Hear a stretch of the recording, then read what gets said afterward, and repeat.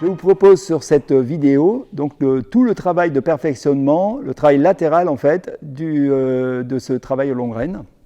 On va commencer toujours en laissant la longe à l'intérieur parce que c'est beaucoup plus pratique pour le cheval et on va reprendre en fait les exercices dans l'ordre qu'il a appris dans le travail à la main, à savoir d'abord la contre-épaule en dedans, le long du mur, ensuite la contre-épaule en dedans sur une piste intérieure, où les épaules seront sur une piste intérieure, où le cheval ne sera plus tenu par le mur, la session à la jambe et on va terminer par l'épaule en dedans.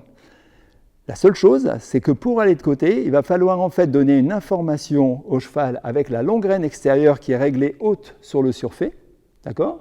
Il va falloir lui donner une information pour qu'il engage le postérieur intérieur avec la longue reine extérieure. Donc on va agir quand le postérieur en fait va se poser au sol et on va relâcher en fait quand le postérieur va se lever. Donc le cheval va comprendre cette information.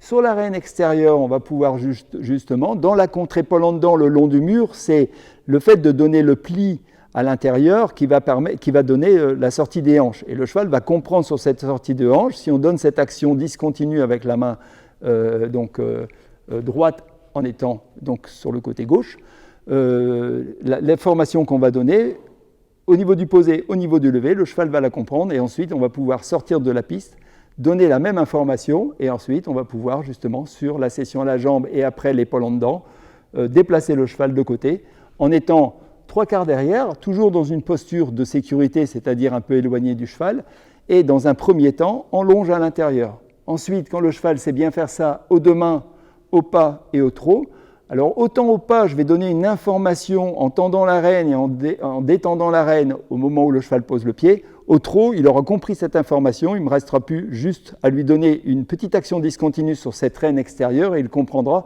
qu'il doit positionner son postérieur à l'intérieur. Au départ, on va laisser en longe à l'intérieur et ensuite, on va passer directement sur les longues rênes en direct.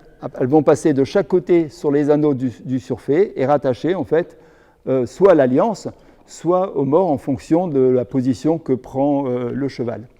Donc je rappelle, on va le faire juste au pas et au trot et aux deux mains.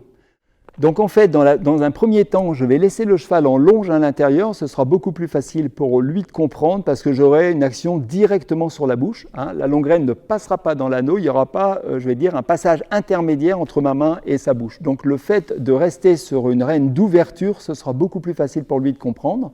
Et je vais lui donner une autre information sur la reine extérieure, à savoir justement engager le postérieur.